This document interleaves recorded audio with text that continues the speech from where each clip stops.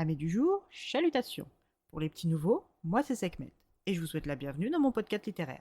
Dans mon émission, je vais tenter 3 fois par semaine de vous donner envie de découvrir des livres de tout poil, récents et moins récents. Alors, si ça vous tente, c'est par ici la suite. Aujourd'hui, je vais vous présenter Jardin d'été de Kazumi Yumoto, publié aux éditions du Typhon. Dans ce roman, nous allons partir pour la capitale japonaise. C'est dans cette mégalopole que nous allons rencontrer le narrateur de cette aventure, Kiyama. Il nous raconte l'histoire qu'il a partagée avec ses 2 amis d'enfance, Yamashita le costaud et Kawabe le porteur de lunettes. À cette époque, les 3 garçons sont en dernière année d'école primaire. Kiyama est un élève médiocre, ni bon ni mauvais. Il est grand, avec une dentition chevaline de ses propres dires. Il est assez dissipé en classe, il passe plus de temps à rêvasser qu'à écouter le maître, et pour une fois qu'il ne regarde pas dehors, c'est l'absence de son camarade Gros-Lard qui occupe ses pensées. Le maître, pour son plus grand déplaisir, choisit ce moment précis pour l'interroger, le ramenant dans la classe en cours de biologie. C'est Kawabe qui lui apprend la raison de son absence, la mort de la grand-mère de Yamashita.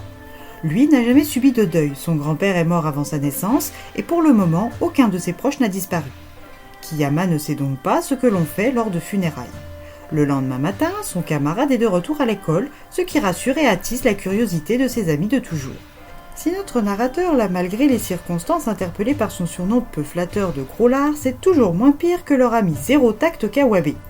Heureusement pour eux tous, Yamashita prend la situation avec le recul pragmatique propre aux enfants. Avec sa bonne langue et sa curiosité excessive, Kawabe a cassé ses précieuses lunettes, celles sans lesquelles il ne peut se déplacer, et de par sa maladresse, il est contraint à patienter pour assouvir sa soif de savoir. Il est comme notre narrateur, il n'a jamais assisté à un enterrement et il veut connaître les détails, si possible sordides ou macabres. Alors après une journée d'école pour les uns et un rendez-vous optique pour l'autre, les 3 garnements se réunissent.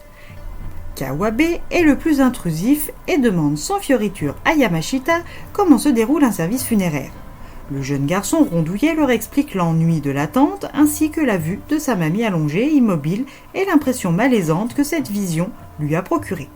Loin de dégoûter le perturbant Kawabe, cette description lui a donné envie de voir et peut-être même de toucher un mort par lui-même.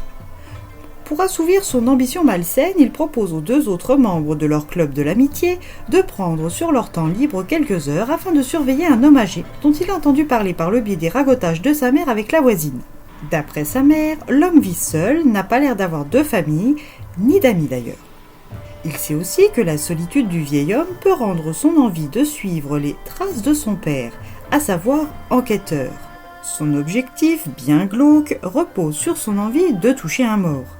Après des négociations difficiles avec Kiyama et Yamashita, 2 sur 3 veulent des réponses sur la mort. C'est donc le moment pour notre trio de commencer à courir entre l'école préparatoire pour l'entrée au collège, les activités sportives ou artistiques et leur nouveau rôle d'enquêteur incognito. Si au début les 3 garçons acceptaient l'inconfort de la planque, progressivement, Kiyama et sa grande taille ont abandonné la discrétion. En abandonnant l'ombre pour la lumière, les 3 garçons vont forcément devoir fournir des explications ou simplement devoir interagir avec leur cible. Le vieil homme chauve n'a effectivement pas de famille proche, hormis un frère, et n'est pas d'un abord facile, mais à force de voir ces 3 galoubis rôder près de sa maison, il se décide à leur accorder ce qu'il semble quémander, c'est-à-dire de l'attention. Cette nouvelle étape dans leur expérience va modifier profondément leur vie. Mais comment et avec quelles répercussions pour leur vie d'enfant? Ça, c'est à vous de le découvrir par votre lecture de ce court roman.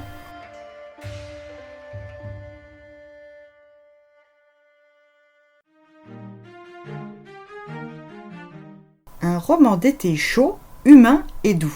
Un rythme calme dans un décor japonais avec 3 enfants turbulents, avides d'apprendre.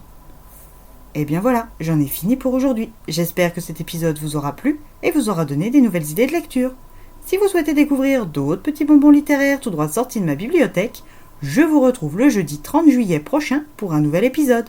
Et si d'ici là je vous manque de trop, vous connaissez le chemin sur Instagram, @leslectures de Sekhmet. Sur ce, chalut les amis, et à la prochaine!